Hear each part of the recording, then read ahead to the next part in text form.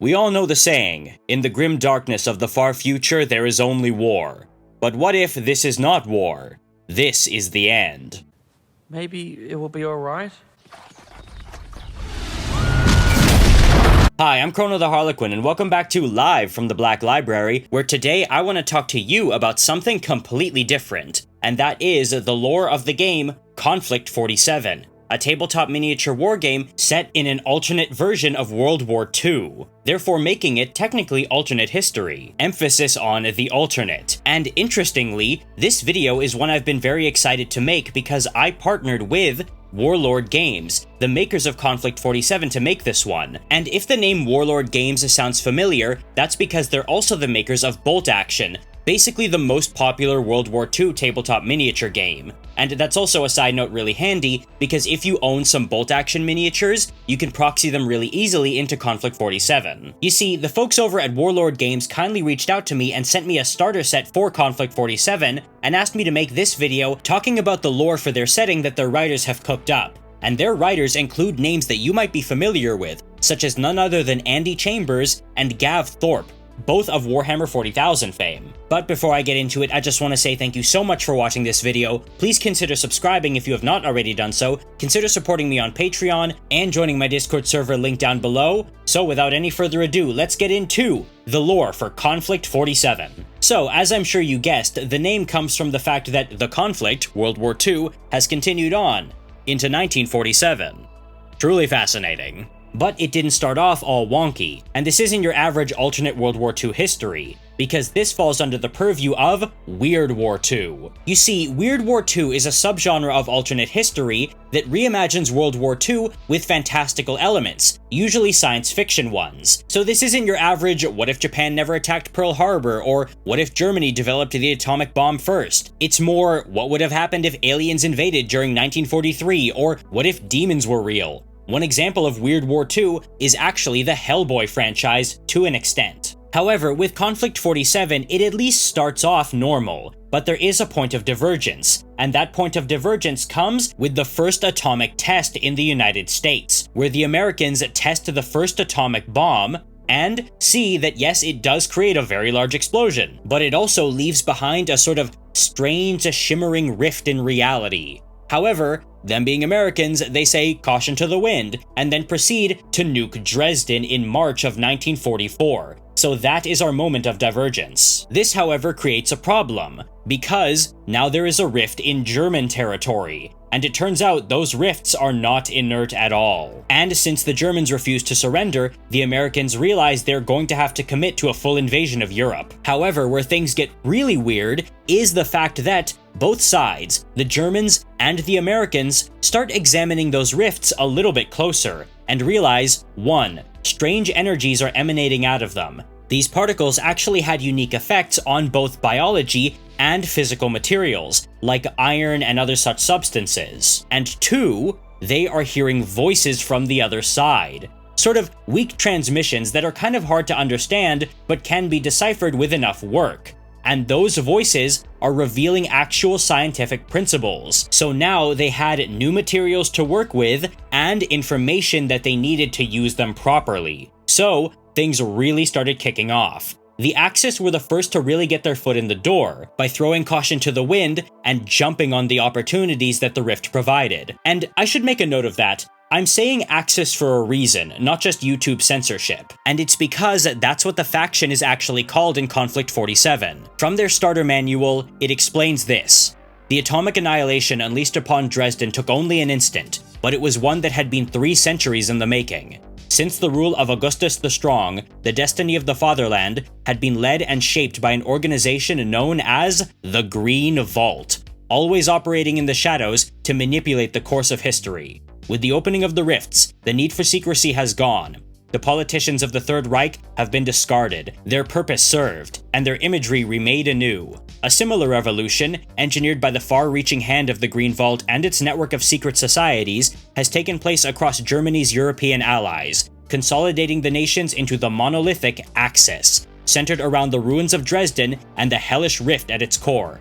Now marching under one sinister banner, Axis troops wage war in the name of the Green Vault and final victory.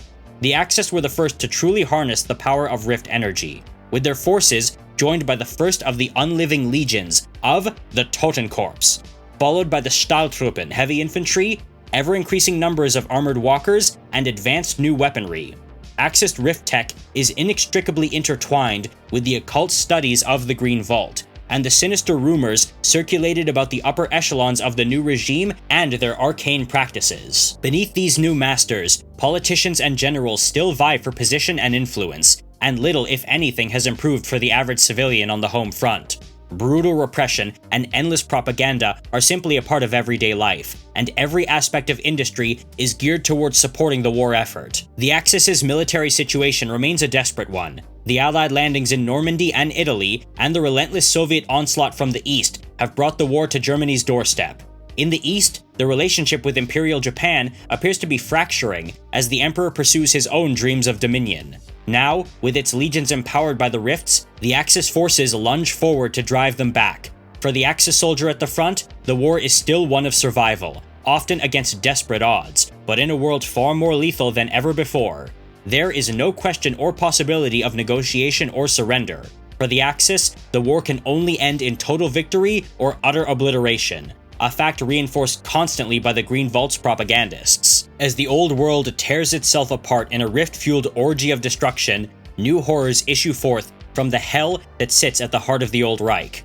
Dark mobilization of Axis forces gathers pace with each passing day, while the Green Vault's finest minds dream of the impossible glories revealed to them in the flickering fires still burning in Dresden's charred corpse. Their motives are unknown, perhaps incomprehensible to the uninitiated, but their will is clear and hard as Krupp steel. The war will continue. The Green Vault demands it, and their Rift scientists and generals will ensure that it is so. So that's a lot all at once right away, but it's very interesting. For starters, there is no independent Italy, and there is no quote-unquote lesser Axis. You know, Romania, Bulgaria, and so on. It's all just one nation called the Axis, sometimes also called the Neue Republik, so those terms can be used interchangeably, and they're under the leadership of a mysterious organization called the Green Vault. And we have no idea who these people are, what their goals are, or anything. They're a complete mystery, and that gets me right away, because you guys know I love to speculate. For example, one tidbit of lore that was dangled in front of us is the fact that they knew about the bombing of Dresden before it happened. They saw it coming. Like, they knew so far in advance that they had bunkers set up just outside of Dresden and a ton of sensor equipment set up to gather as much information as possible when the bomb dropped. So how did they know? You see, the name the Green Vault actually comes from, in the lore, a vault held by the King of Poland-Lithuania and Elector of Saxony, Augustus the Strong, who actually had a vault where he collected oddities and various things. So they take their name from that. And that was in Dresden Castle. So they've clearly been at this collection of oddities and weird information for a very long time. Did they know about the bombing in advance through arcane means? Or have they infiltrated the American system so thoroughly that they were able to know where and when the bomb would land? Because that is some deep infiltration. You see, in World War II, Germany was crawling with these really weird occult societies who believed all kinds of weird things. And this is often played up in Weird War II, such as with Hellboy, where you get these organizations that are experimenting with all kinds of weird tech. I'm sure you've seen the picture of this character, Karl Rupert Kronen, the Inhuman Assassin. And the Green Vault follows in a similar narrative tradition, where they have all kinds of crazy stuff at their disposal. Two that were mentioned by name in that lore primer are the Totenkorps and the Stahltruppen. Totenkorps, for their part, are zombies. Just straight up zombies. That's interesting in and of itself. We know that German zombies are a very common trope in media, and the Stahltruppen are mechanized heavy infantry. They kind of remind me of those guys from, like, Wolfenstein: The New Order. It's exactly the kind of fanfare and stuff you would expect from a German World War II faction in a setting like this. It's good, it's exactly what it needs to be. And of course, the Axis, along with all sides in the conflict, have their own variation of heavily armored infantry and assault walkers, with the German walkers actually being equipped with gravity-distorting weapons. You see, the gravity around Dresden became weird and spotty, Honestly, you could kind of think of it like the Zone from Stalker in a way. So, the Green Vault's leadership would learn to harness this power and make Schwerfeld weapons, that being heavy field weapons, which were effectively gravity pulses that could be used to crush enemies. They could function either as field artillery mortars, turret-mounted tank weapons, or as smaller, more accurate autocannons called Maschinengewehr, and these things completely negate cover. Now, that's all well and good, but where the Axis really shines is their genetic engineering programs. And I'm not talking just regular super soldiers, they are making literal monsters. You see, we know about the Totenkorps, zombies basically just corralled at Allied troops, but after that came werewolves, specifically the Schreckwölfen. The Schreckwölfen were actually once mortal humans, living ones, who would have their DNA spliced with wolves, and be unleashed on Allied troops during the Battle of the Bulge in the Ardennes forest, and they would wreak absolute havoc on American troops. So much so that the Americans literally thought they were dealing with the werewolves of mythology, until they managed to recover a corpse. At that point, they realized the scope of what was going on in Axis territory, and what the Green Vault was really doing. And while the Schreckwölfen fight like animals, with their fangs and claws and so on, rushing at the enemies on all fours before bouncing onto two legs, it should be noted they maintain most of their old intelligence, allowing them to carry out complex operations. However, the Green Vault would not stop there, and would also go on to produce the Nachtjäger, or Night Hunters. These are basically flying nocturnal abominations with no eyes that have bat, alligator, and other DNA mixed in them, and they have far less of their humanity than even the Schreckwölfen. So, they actually don't distinguish that well between friend and foe alike. However, they are more than capable of flying silently at night and pouncing on their enemies, ripping tanks apart with their bare hands and killing everyone inside, something that slowed the Allied advance to a crawl for a time. And even this wasn't enough, as they also introduced the Nachtalben, or Night Demons, which were a more scaled-down, land-based version of the Nachtjäger, which actually had much more of their consciousness and mental capacity intact, meaning they could, more so than even the Schreckwölfen, carry out complex operations and act as well as adapt to situations via their own volition.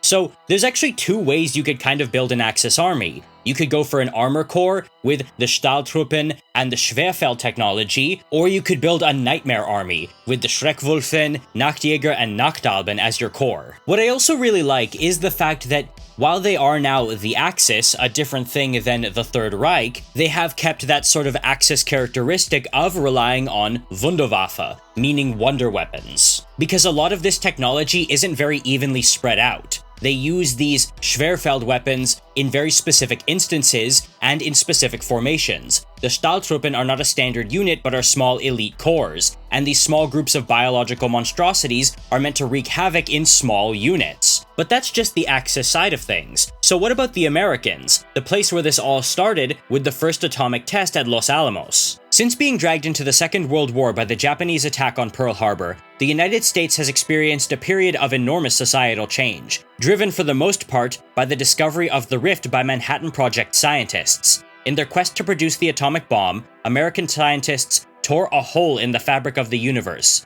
What has issued forth from the rift at Los Alamos is viewed by most Americans as nothing short of the Word of God. Initially, however, the strange energies and anomalies emanating from the nuclear test site promised only a new and terrible weapon, one which was swiftly employed to raze the German city of Dresden to the ground, opening a second rift at the center of the dead city. The rift was a closely guarded secret, known only to a select few scientists and top military officials, and the devastating effects of nuclear weaponry were seen as America's best chance of concluding the war.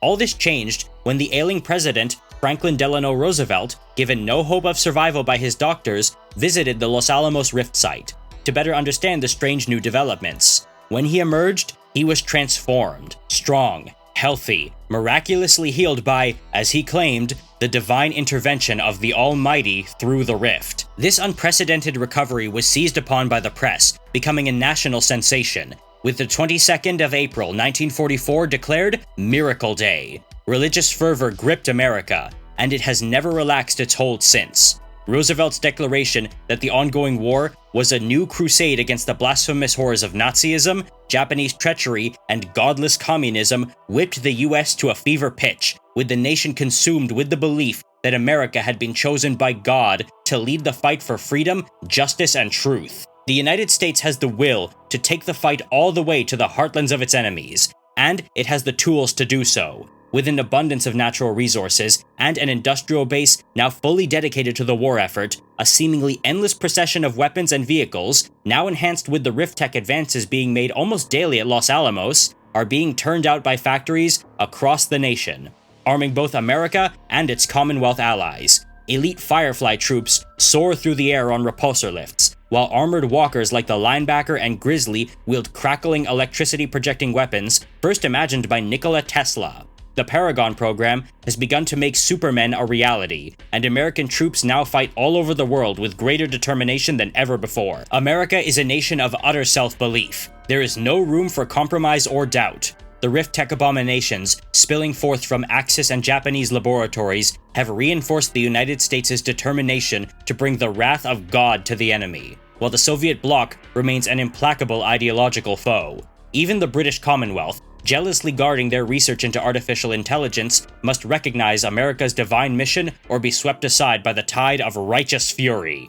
Only one nation under God, can triumph in the end. That right there is incredibly fascinating, because they could have just gone the standard route of, yeah, it's the US, they're gonna fight against the Germans, that's what happened in the war, as many other World War II settings do. But giving them that new angle of this being effectively a holy war for the US really makes them a lot more interesting. Furthermore, what's fascinating is the difference in the rifts between the one in Los Alamos and the one in Dresden. Because the one in Dresden, again, is more like the Zone. It's erratic and hellish. It's considered this horrible tear in reality. And they have to be very careful when they study it, because gravitic anomalies might literally just pulp you if you enter the wrong building. However, the one in Los Alamos is described in, I guess, not as dark terms, and maybe that's because it was created with a controlled atomic test rather than the annihilation of a city. And this is reinforced with the types of technology that are coming through. You see, the Axis are gaining the knowledge on how to make these horrifying monstrosities. Meanwhile, the Rift literally healed a terminally ill FDR, and is not uncredibly believed to be the word of God by the American people. As such, it kind of makes you wonder what really is on the other side of those rifts.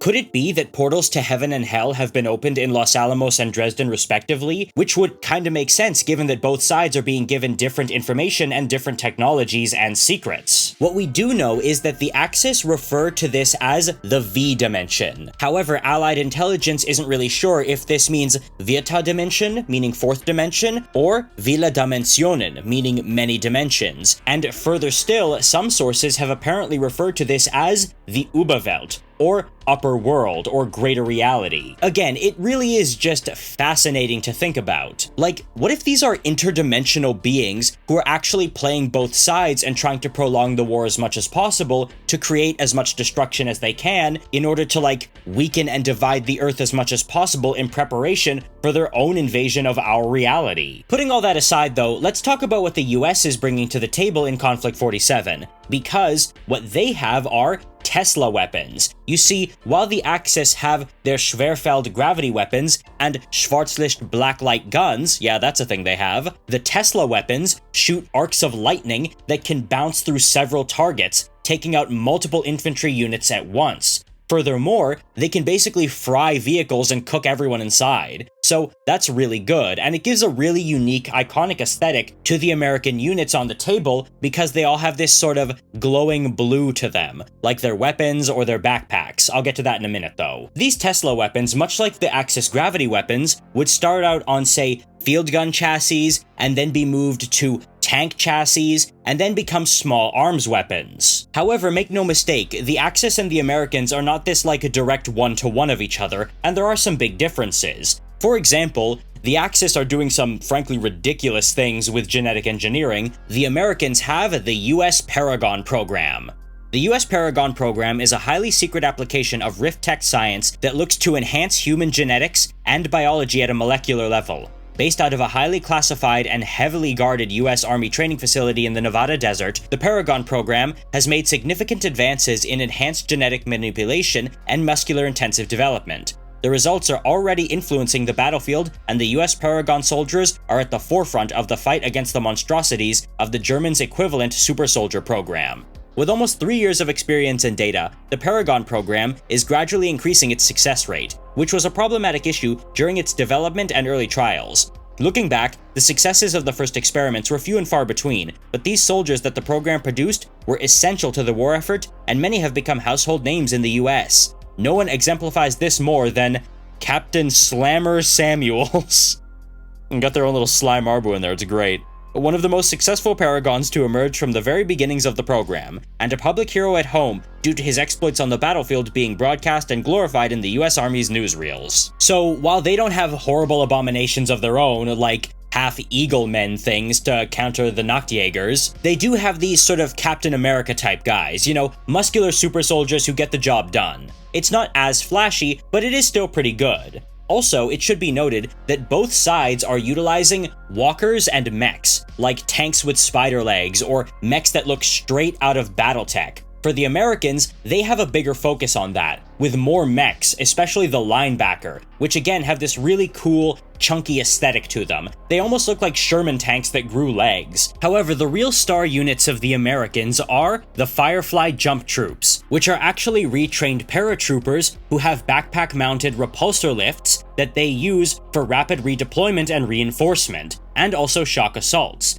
They also have wings on their repulsor lifts that give them a lot of steering capability in the air. Now, while the Axis do technically have jump packs of their own using their gravity technology on their Fallschirmjägers, they're not nearly as ubiquitous as they are for the Americans, and they've become a mainstay of the American forces. Even some of the American walkers, like the Mudskipper and the Linebacker, are equipped with this technology, further setting them apart from their Axis counterparts. But that, however, is only 2 factions, and of course there are 5. So the next one is the British Commonwealth, oftentimes simply referred to as the Commonwealth. From the lore primer: while Britannia once ruled the waves, Britain and its Commonwealth now stand precariously on the precipice of history.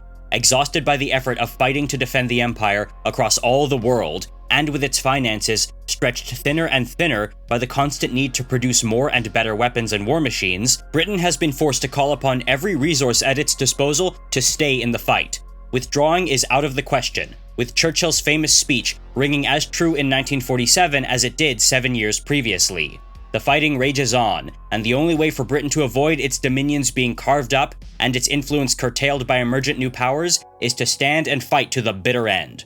All is by no means lost, however. The vast reserves of manpower and resources of the Commonwealth have, by a series of ruthless acts of Parliament, come under London's control. Every nation with the king as its sovereign now answers directly to the men in Whitehall, and soldiers from across the globe march to defend the Empire. The New World also stands with Britain, with waves of early Rift Tech discoveries flowing across the Atlantic under the continued Lend-Lease Agreement. While the sharing of information has slowed considerably in recent years, the knowledge received was more than enough to vastly accelerate British science and industry. Once the initial breakthrough was made, with the help of the Rift, British ingenuity and experience took it forward.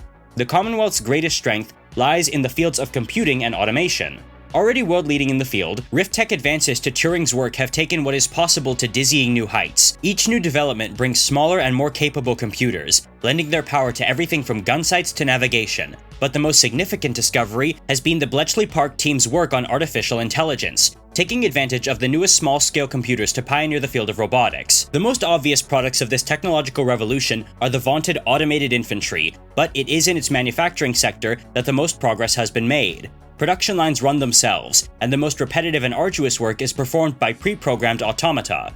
This new efficiency allows factories to work day and night for the war effort, and has freed up even more bodies for military service across the world, a fact not lost on the trade unions and labor organizations.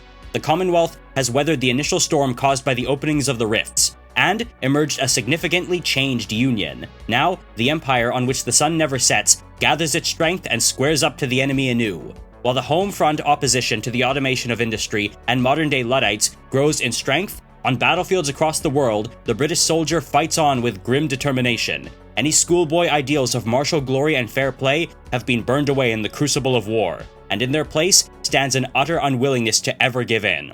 Backed by the newest and deadliest weaponry available, Britain and her empire will not go quietly into the night. Here's one thing to remember talking about the other factions in the setting outside of the Axis and the Americans. Nobody else has their own rift, so they all got this technology through other means. In this case, the British got it through Lend-Lease, which in our timeline was a program whereby the Americans gave war materials to the Allies themselves before they entered the war, with the caveat that they would be returned at a later date, in whatever condition they were given back in. It was sort of a wink and nudge kind of way to supply the Allied war effort without actually getting involved and therefore having to get around Congress. To this effect, the Commonwealth makes use of a lot of the same walkers, or at least walkers that are quite similar to the American ones. The problem with that, though, is it kind of takes away some of the diversity of the model range, because the Commonwealth forces use almost the same paint scheme as the American ones. Coupled with the fact that they also have Tesla field artillery, it can make things kind of blend together. However, the Commonwealth is actually my favorite faction thus far, and it's not just because I'm a Canadian. You see, it's because of their battle automata, which have got to be the most British-looking robots I have ever seen in my life. These things look really cool, and they almost remind me kind of like the Adeptus Mechanicus in regard to how the entire army ends up taking shape, because these things are thin, tall, and look very unique. Also, they come in variants where the entire lower half is replaced with tank treads and has a blast screen in the front. Again, something you see with the Adeptus Mechanicus. But their big walker is called the British Merlin Heavy Walker, and that too is a battle automaton, and I really like how it looks. So, focusing on those as the mainstay of your Commonwealth army would really give it a unique look that I like. But it doesn't just stop there, because they also have canine handler units, which have 3 vicious, genetically engineered pit bulls with them to unleash on the enemy, that were specifically designed to deal with the Totencore. I also think their standard issue body armor for their elite units, called Galahad armor, looks a little cooler than the American version, because it makes them look really big and bulky, which again helps them stand out on the table. So that being said, they do have a lot of cool stuff, so don't be put off by the fact that they also field a lot of American units. The thing that I find interesting, though, is that lore about how the home front is going for the Commonwealth. Because they're not like the Axis who are just being bombarded with propaganda, or the Americans who have basically gone full televangelist. They are actually buckling under the strain of their changing society, because the labor unions are absolutely up in arms about the rise of AI. Gee, I wonder what that's like. What's really interesting, though, is the potential that the Commonwealth has, because the US is the US, the Axis is the Axis. But the Commonwealth is kind of everywhere. The British Empire was massive, and during the Second World War, they drew in people from all over the world to fight for them. And that is literally stated to be even more so here, with the British government seizing greater control of the empire. So, are we going to get in the future more units from across the colonies? Warlord Games, I know you are watching this video. I am begging you, please consider adding like Super Gurkhas. Another faction, though, which is absolutely not lacking in the vehicle department is the Soviet Bloc. I would say their vehicles are actually the best in the entire franchise thus far, in terms of power armor, walkers, tanks, and so on, because it's just so Soviet. Like, if you've seen Pacific Rim and seen their mech, Cherno Alpha, it literally all follows that very specific Soviet design ethos, and I'm really glad they stuck with it. And I think it's really fun to just have the giant sickle and hammer slapped on things so ubiquitously and like front and center. Again, it's a very visually distinct thing, like that big red star of Russia, especially since they couldn't really do that with the Axis for, reasons. To that effect, I would say the Soviets are probably my second favorite. The opening of the rifts caught the Soviets off guard, but they were not as great a surprise to Stalin and the party as many might suppose. Across the world, many people sympathetic to the communist regime can be found, and some of these people occupy extremely privileged positions indeed. The Soviet regime has long made effective use of these individuals as intelligence assets, staying abreast of supposedly secret developments by other nations long before they ever become public. As soon as they were made aware of the nascent Manhattan Project, the Soviet Union's finest minds set to work on secret projects of their own. When the Western Allies gifted Germany with the power of the Rift, Red Army soldiers were the first to suffer the consequences of Axis resurgence. The most immediate blow, however, was US President Roosevelt's speech declaring America's crusade against Nazism and communism. Incensed, Stalin declared the United States an enemy of the state on May 1st, 1944, instantly severing the tenuous alliance of convenience and leaving the Soviet Union to fight on, supported only by those conquered territories which it assimilated into the growing Soviet Bloc. Fueled by the emergent Axis rift tech, the nightmare of the Ostfront descended into even greater depths of hellish depravity, and Soviet troops had to adapt quickly in order to survive and hold back the tide. Raw manpower saved the Soviet bloc from being overwhelmed in the opening salvos, but while quantity has a quality all its own, it was clear that there would be no hope of victory without rift tech. Stalin's order was unequivocal. The Soviet Union must have rift tech by any means necessary. Originally designed to look inward as much as outward, ground into action. With legions of agents, spies, and sympathizers now scattered across the world, infiltrating almost every echelon of society in dozens of nations. Slowly at first, but with ever-increasing speed, knowledge and information was filtered back to Moscow, jump-starting Soviet research. Powered armor and walker technology was rapidly assessed, reverse-engineered, and deployed to the front, while the pioneering Soviet research into genetic manipulation went from merely theoretical and dubiously ethical to practical and coldly inhumane in a matter of weeks, producing monstrous new troops the equal of the worst Axis creations. The battles of the Eastern Front now burn with a new intensity as the reinvigorated Soviet forces launch fresh offensives on a massive scale. The goal of the Soviet bloc is simple: the triumphant spread of communism across the world. To accomplish this, Soviet leaders know that they must have a rift of their own, making Dresden the ultimate prize in their war plans. Every aspect of life is geared towards this, and the regime's repressive policies and all-pervading propaganda have ratcheted up to a truly staggering level in order to ensure that the populace is suitably motivated. Dark rumors swirl about state-sanctioned mind control on a vast scale, while machines, men, and monsters who were once men grapple with the Axis to the west, Imperial Japan to the east, and prepare for the inevitable confrontation with the capitalist United States and Commonwealth. Now, the more I think about this, the more it kind of sticks in my head.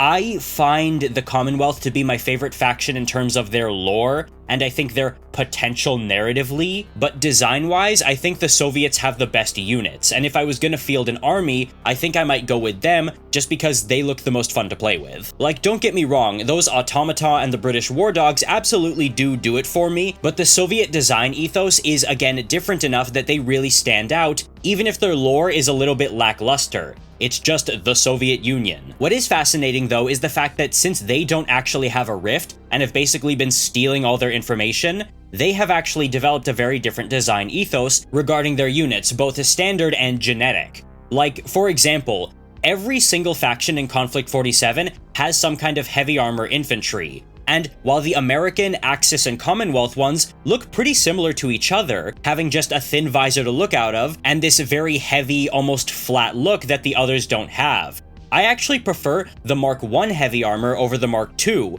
because it literally looks like they're wearing a submarine door. Also, they have the only female units in the game, called the Daughters of the Motherland, and these are actually women who are subjected to some minor DNA tweaking, which makes them bigger and bulkier. But they're actually more so for propaganda purposes, showing up in Soviet reels and appearing on the battlefield next to their male counterparts to sort of inspire them to greater feats of valor. However, interestingly, they're said to be only deployed to theaters where there's expected to be lower casualty levels, because while yes, they are absolutely valuable on the battlefield, they're also considered a little too important to lose in terms of propaganda potential. I find this to be a very interesting callback to the Soviet Union itself, because they actually did have the highest number of women in their fighting forces by a huge margin. And I say that in terms of formal army, not like the French resistance. And I have already spoken about the Soviet vehicles with their really scrappy red alert kind of aesthetic. However, their genetic monstrosities are very interesting, because they have the Ursus infantry, which are kind of like the German werewolves, but are bigger and more ferocious, but also a lot less mentally capable and easy to control. So, they are again very dangerous, and when they're unleashed, they're actually not really expected to be recaptured and are kind of just expected to die so that the Soviet forces behind them can exploit the carnage they cause. So, there's kind of a trade-off there. They're bigger, but they're not really as good at what they do.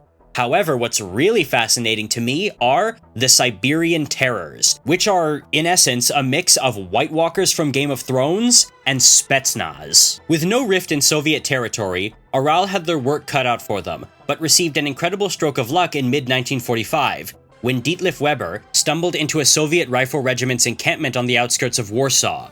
Weber had been one of the original Project 605 scientists, the German program responsible for the Schreckwölfen, but had found himself as a rifleman on the Ostfront after an indiscretion involving the wife of a senior party official in Germany.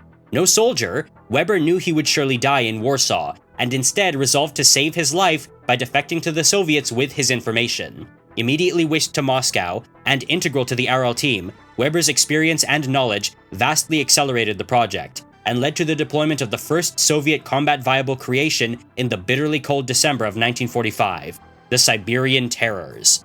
Using Weber's knowledge of the limitations of Schreckwölfen, as well as information supplied by Soviet spies, the Aral Bureau had set out to create soldiers that were capable of hunting the canine hybrids in the brooding forests of Poland. To do this, they would need to be impervious to the cold, enabling them to lay in ambush for hours to track their foes through the snow, as well as fully tactically cognizant and vicious close-quarters fighters.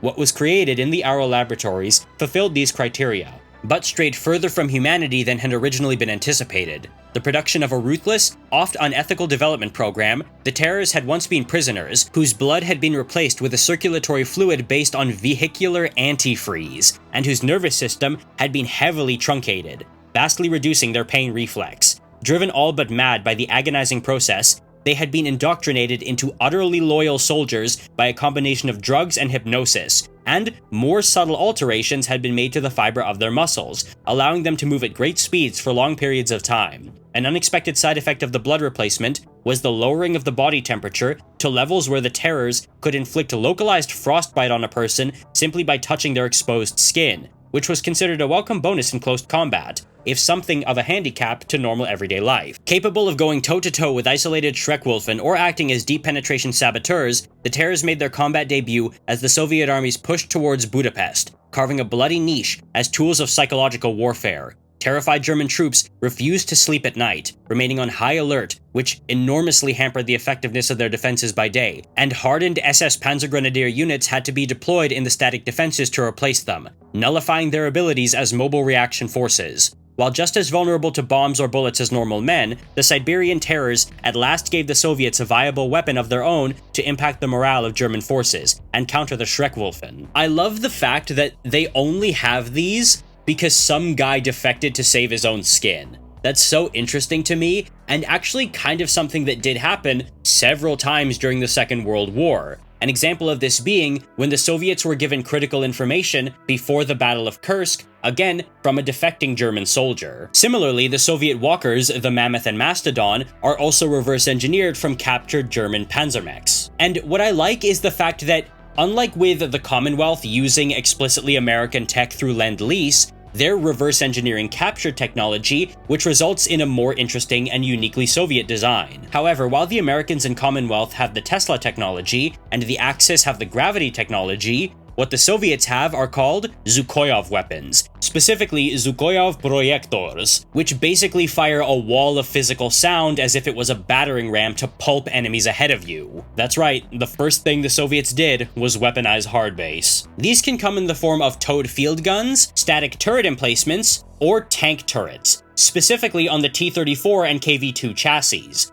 However, what's really interesting is the fact that you can just buy the turret, because if you're into Warlord Games, specifically bolt action, there is a good chance you probably already own a T-34 or KV-2. So you can just cut the top off of that and buy the turret separately at a much cheaper price, which I think is a nice touch. And the last of the major factions is the Empire of Japan.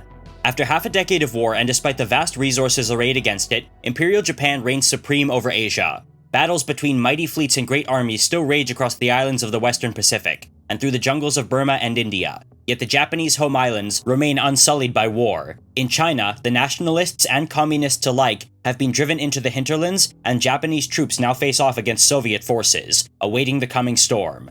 Just as with the Axis, the opening of the rifts has seen a reversal in Japan's fortunes, from a slow march to inevitable defeat to a fight on much more even terms, where victory hangs tantalizingly within reach. The Emperor's loyal servants have been galvanized by the Rift Tech's secrets shared with them by Axis scientists. Each new development has been embraced and industrialized with great fervor, and Japan's rise to the status of a true industrial powerhouse has been meteoric. Philosopher-scientists examine everything they can glean from the rifts in microscopic detail, seeking to better understand the connection between the physical world and the mysteries of the rifts and their energies. Situated far from the rifts in Dresden and New Mexico, Japanese researchers have forged their own path, leading to a unique mastery of technology which allows for unprecedented manipulation of the physical world, particularly in the fields of stealth and, quote, phasing. With Axis-inspired walker technology, backed up by the elite Ghost battalions and powered armor, Japanese troops have been able to hold the Americans and Commonwealth at bay, while tightening their grip on the old colonial possessions in the region. Japan's enemies are implacable, however. British forces have been driven deep into Burma, while Soviet-aided Chinese communists grow in both number and confidence. The United States crusade continues its grinding advance across the Pacific, and island after island become charnel houses as the savage fighting is intensified still further by new, deadlier Rift Tech weaponry. The Axis, too, are no longer the firm friends they once were. Prizing their achievements dearly, the Japanese refusal to share their most advanced Rift Tech breakthroughs with those who gave them their start has angered Axis leadership.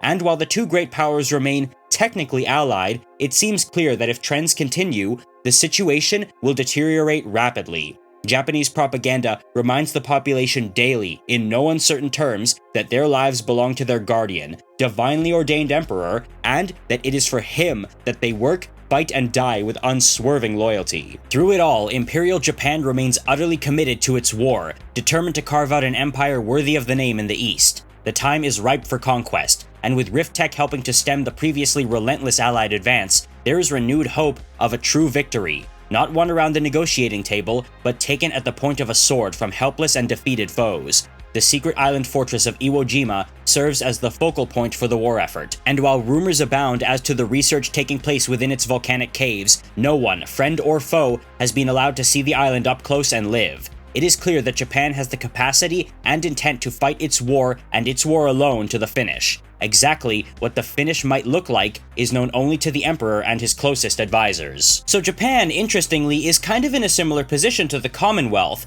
in that they have kind of screwed up their relationship with their old ally by refusing to share their advancements in technology. What is funny, though, is the fact that while all the other factions have basically kind of ratcheted up their rhetoric and become more intense versions of themselves, or gone in a new direction, the Japanese are basically kind of just the same, because they were already really nuts to begin with in the war. There is a little bit of a ramp up for them, though, with the Emperor basically claiming that Japan has been chosen by the sun goddess Amaterasu to claim final victory. So it's only, I guess, a minor ratchet up for them. However, in terms of their technology, things have taken a very interesting turn. Remember when I said that the Soviet Bloc's heavy armor looks really interesting and has that very thick Soviet aesthetic? Well, the Japanese heavy armor looks exactly like samurai armor. It's really good. However, the real standout has to be the Ghost Attack Squads, which are basically ninjas, and they're the ones with the aforementioned phasing technology, with them being able to pass through solid objects in order to surprise enemies, with SMGs, melee weapons like swords, or compression guns, because that is now the standard issue firearm for Japanese forces. You can basically think of them like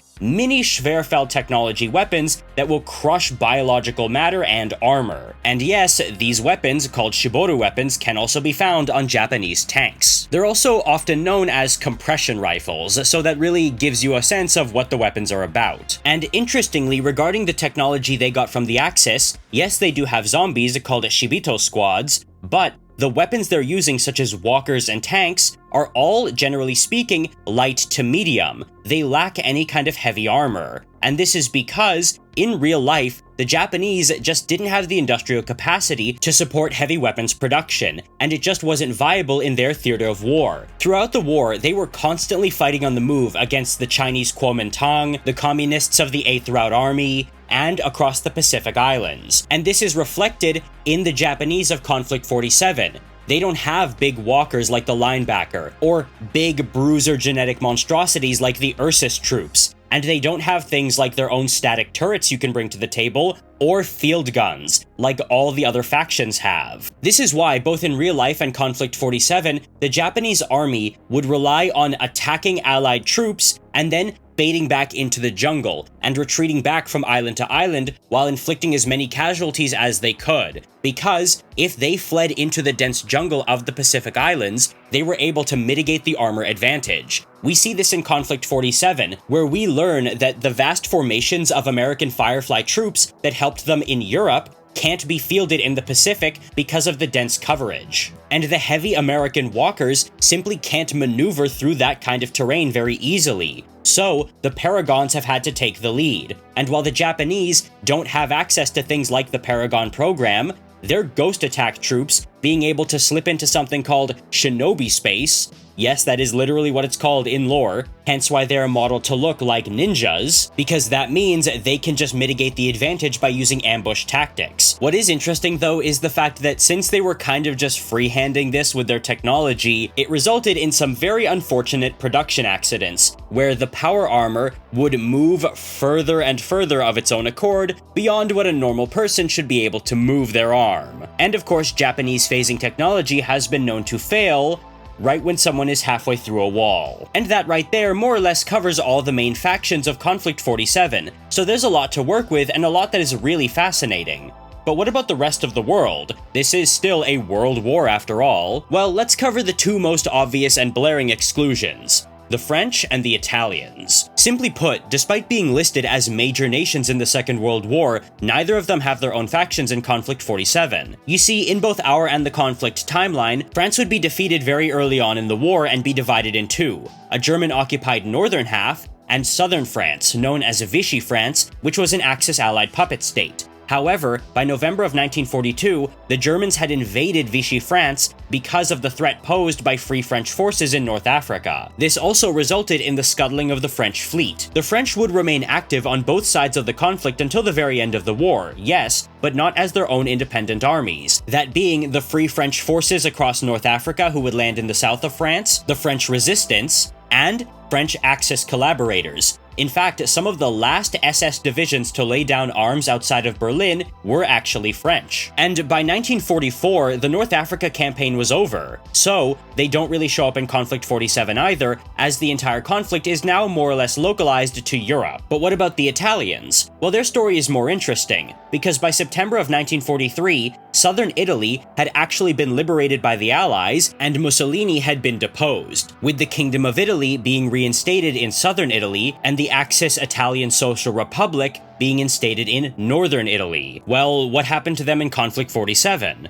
Well, the Italian Social Republic has been integrated into the Axis superstate, along with the other lesser Axis powers, such as Romania, Bulgaria, and so on. So, they're not really in the picture. However, they actually do have their own distinct units on the table, that being the Italian Centurion Heavy Infantry. Yeah, they have their own power armor infantry modeled to look like Centurions, and it's really cool, and they are said to be some of the most fervent adherents to the Axis cause. However, it should be noted they are not their own army, and are only one unit type that can be fielded alongside Axis regular units. The same is actually true for the Italian Kingdom in the south, where they have their own heavy armor infantry units that are fielded alongside the British Commonwealth. And these are the Bersaglieri armored infantry squads, which instead of Roman centurions, take their design cues very interestingly from gladiators. And this right here is part of why I like the Commonwealth. You can field these guys alongside your regular units, and I think that really helps to spice it up. And for the Americans, they even have their own Italian Firefly troops. And on the Asian front, what about China? We often forget this now, but during the war, China was considered a mainline allied power. However, the situation for them even before the Second World War formally started was dire, with the main Chinese government and army, the Kuomintang nationalists, collapsing into a guerrilla war almost immediately in the face of the Japanese onslaught, slowly being rolled back across the continent. However, in 1945, they would halt the Japanese advance and start turning the tide at the Battle of West Hunan. However, with the arrival of Rift Tech, this never happened, and it seems like the Kuomintang have collapsed completely, with the only Chinese force we hear mentioned in the lore being the Communists. In our timeline, they were called the 8th Route Army until 1947 after the war ended, where they were renamed to the PLA, or People's Liberation Army. However, it's not clear if this has happened in Konflikt 47, because they are only referred to as the Chinese Communists, and are formally recognized and backed by the Soviet bloc. This, however, leaves the British Commonwealth. Again, as we have heard, London has assumed far greater control of its colonies, so it's pretty safe to assume forces for anywhere like Canada and Australia, or even places like Malaysia and India, would be largely the same as the British Commonwealth standard forces. And since the Axis has been kicked out of the Middle East and North Africa, those colonies would only really be fighting with the Japanese possessions and allies in places like the Philippines and Thailand, again, likely being not too distinguishable in terms of equipment from the Japanese themselves. Where things do though get interesting is the Middle East, and that's because of one line of lore that I found in the rulebook, and it states that, in 1946, Turkey joined the Axis. Now, in our own timeline, the Republic of Turkey, having pushed the Entente and especially the Greeks off Anatolia after the collapse of the Ottoman Empire, stayed out of the war and made as much money as they could, dealing with both sides. However, at the very end of the war, they would declare war on Germany in order to avoid international isolation, but Turkish troops never actually saw combat, so they were more or less neutral for all practical purposes. Here, however, they have joined the Axis. But what does that really mean? Have they, the Republic of Turkey, sided with the Axis, believing this to be a necessary step in order to protect themselves from the revitalized Soviet Union? Or have they undergone their own Green Vault coup, joining the superstate? Because that would be possible given the fact that they share a land border with Bulgaria. Either way, that's big, because it puts the Middle East back into play. You see, in our own timeline, after the Axis withdrawal from North Africa, very little actually happened there because very little needed to happen. However, here, with Turkey as an Axis power, this means that British Egypt, Cyprus, and Iraq are all very much in danger of an Axis invasion. And furthermore, good relations between Germany and Iran actually caused the British and Soviets to launch a joint invasion in 1941 of the country, where they occupied large chunks in the south and north, because they wanted to be able to supply each other and to stop the sale of Persian oil to the Germans. So, what happens in this timeline? Would the Persians throw in with the Axis fully against the Soviets and British? Because if they do, the new threat to British India posed by an Axis Turkey would go from looming to critical. And that's not to mention that India actually had its own Axis-allied movement, called the Azad Hind, which were a Japanese puppet regime set up in eastern India that was a very real threat to the rest of the Raj. Again, it's things like this, the Middle East and India, that make the Commonwealth eminently interesting to me in terms of their narrative potential. But what do you guys think? Which of these nations feels the most interesting to you? And furthermore, how do you feel about Konflikt 47 as a whole? As always, I would love to hear what you guys have to say in the comments below, as I do read every single one. Please subscribe if you have not already done so. Consider supporting me on Patreon if you can, as it does really help me out, or joining my Discord server linked down below. And until then, I will see you in the next video.